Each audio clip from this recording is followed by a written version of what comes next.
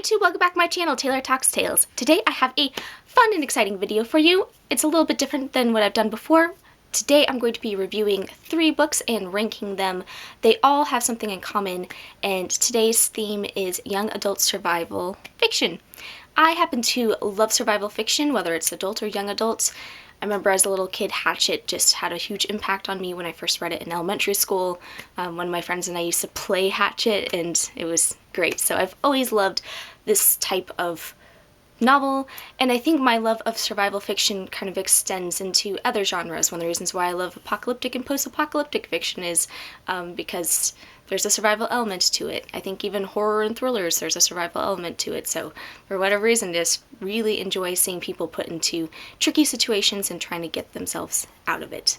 So I'm going to be reviewing 3 today and ranking them from my least favorite to my favorite, and let's get started. So the 3 books I am reviewing today, we have Switchback by Danica Stone, we have Be Not Far From Me by Mindy McGinnis, and we have I Am Still Alive by Kate Alice Marshall.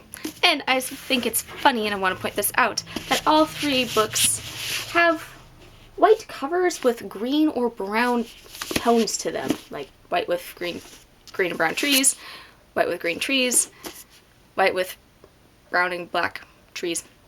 Not sure what happened there, but I think it's kind of funny. So, first book, Switchback. So Switchback, it's a very short novel. It's 300 pages, but the font size is very large, and it's very fast-paced. It follows 2 teens, Vale and Ash, and they are friends, and they are going on this mandatory school trip to go explore the Canadian wilderness, essentially. They're going to a national park, and they are being led by their gym teacher and a few other teachers, and they're going off into the wilderness, and not that far in, they get separated from the rest of their group. And from there, it ends up being a wild ride of trying to survive. So, this book, there are parts of it I liked and parts of it I didn't. Ultimately, I gave it a 2.5 out of 5 stars. Of the 3 books that I'm reviewing today, it was certainly the weakest, and especially since I had read I Am Still Alive before I read this book, it just seemed very weak in comparison. And I think part of it was because the friendship between Vale and Ash was okay, but I felt like it wasn't explored as well. And there also seemed to be, it wasn't just focusing on them, there are a couple other points of view too. There's a point of view of the gym teacher and their parents, and I felt like that detracted from time spent with the 2 main characters. And I also felt like the characters were a little stereotypical, especially Ash. He's the gamer boy, and he has absolutely no clue about survival in the wilderness at all, and I felt like he was just a very stereotypical character. I didn't really like him, even though he was funny. He brought comic relief to it, but there were just times where I just wanted to be like, stop, you are so inept, you should have died the first night, what is this? I felt really bad for him, and I felt like he just never really got his time to shine. And I don't know if that was intentional to make Vale look like extra cool, because stereotypically, I think we have this perception that women can't be awesome and handle themselves in the woods, so maybe I feel like the author almost made Ash super inept to make Vale look extra awesome, because she was a very strong leader and knew what she was doing in the story. But I also felt like it focused too much on her. So I think it's really great that she had, she's aromantic and asexual, and that comes up quite a bit in this book, and it's awesome to have representation of any kind. But I do feel like it almost just pigeonholed her into that, and that was it. Like, I didn't read this book that long ago, and already I'm like, I don't remember anything about her except for she was arrow ace and she liked to hike. And that's about it, and I felt like she could have had more character development, and some of that character development could have been added if they took away the point of views. And I think also, too, some of the situations they found themselves in were a little unrealistic. And other times it was well done. So it was just sort of an uneven book for me a little bit, and that's why I think it's worth checking out, but it's weak in areas. I think there probably should have been a little bit more added and some things taken away, and I think that the relationship between Ash and Vale should have been developed a little bit more. Show us rather than tell us why they're friends. So there's my review of Switchback. Next one is Be Not Far From Me, and this one is about Ashley. She is hiking with her friends on the Appalachian Trail in Tennessee. So they're deep in the woods, and they're going there to have a big party and drink and just do what teens like to do, let loose, that kind of thing. And she's going with her boyfriend, and her boyfriend's ex happens to be there, and she's like super hot, and tensions start to mount a little bit, and sure enough, after everyone goes to bed, she catches them in the act, and she's very drunk, and she punches her boyfriend in the face and basically breaks up with him. But rather than screaming or freaking out anymore, she just tears off into the woods, and she happened to have nothing on her, including no shoes, and hurts her foot and passes out and wakes up completely lost. Now, one thing with Ashley is she is very familiar with the woods. She hikes a lot, she backpacks, camps, all of that. So she knows what she's doing, but she's still thrown in a situation where she has basically a just destroyed foot, stuck with just nothing. No way to start a fire, no way to collect water, at least in terms of things that she had on her person. She ends up being very inventive and using her survival skills to get those things, but I do think, you know, it's pretty rough start for her.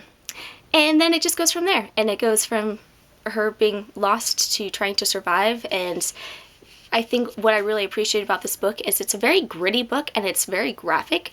There are scenes of her foot and things that she has to do to try to treat herself that are borderline, I think, pushing the limits for YA, which I think is awesome, because I think teenagers can handle more than we give them credit for, especially the older teens. Like, I think this book would be good for 16, 17, 18-year-olds and up, and I really enjoyed that, and I think she's a very robust character, and she just pushes through, and you're really rooting for her. So I gave it a 4 out of 5 star. I do think that a couple of the situations she finds herself in are a little over the top, and there were a couple sort of like convenient things that happened which were fine, but I do tend to like my survival stories with, like, you know, it wasn't just, oh, you know, I just happened upon this in the woods. You know, I like characters like really relying on themselves to pull through. And I also do think that, especially at the beginning, she had a little bit of a I'm not like other girls kind of thing, but you know, she's still a very cool character, and the story is very good, and it's super fast paced, and it's only, the book is very short. It's 231 pages, so you'll just fly through it. I read this in practically one sitting. It was, you know, very, very gripping. I do think that the ending could have, there could have been a little bit more to the ending, so I think if I wrote this, I would have made it more closer to 250 pages. I felt like a little bit more could have been added, but it's very fun, gripping, great character, so definitely recommend checking this one out. And then the last one is my personal favorite on this list, and that is I'm Still Alive. So I'm Still Alive, we are following a character named Jess. And Jess has recently been in a car accident where her mother died, and she ended up getting essentially, like, one of her legs was really messed up, and she had to do months of physical therapy, and essentially she's slightly disabled now and kind of coming to terms with that. She feels like she's broken, and she's mourning this loss. And then she gets sent up to go see and live with her father up in Alaska, and she hasn't seen her father in like well over 10 years, really, since she was a very young child, and just does not really have a relationship with him. It turns out, though, he doesn't actually live in Alaska. He lives in the wilds of very far north Canada, completely isolated from anywhere. And so she ends up living with him, and unfortunately, not too far into the book, she loses her father, and she is alone and has gone through a traumatic event, and she has to survive. And I think with this book, out of the 3 books I'm showing you, this is definitely my favorite, and I gave it 5 out of 5 stars because I have read it twice now, and both times I really feel for Jess. She's a strong character, but she also shows her human side. There are definitely times where You know, she feels a little bit sorry for herself, she's a little bit mopey, but it makes sense. She's gone through personal loss, she's gone through trauma, PTSD, all of this, and when you're by yourself in the woods going through a survival situation, you're going to have a lot of feelings and emotions. I also really liked in this book that there is a dog named Bo, and I really enjoy the dynamic between the two of them, and I like dogs, so I like stories with dogs in it. And I think for me, this one seems the most realistic.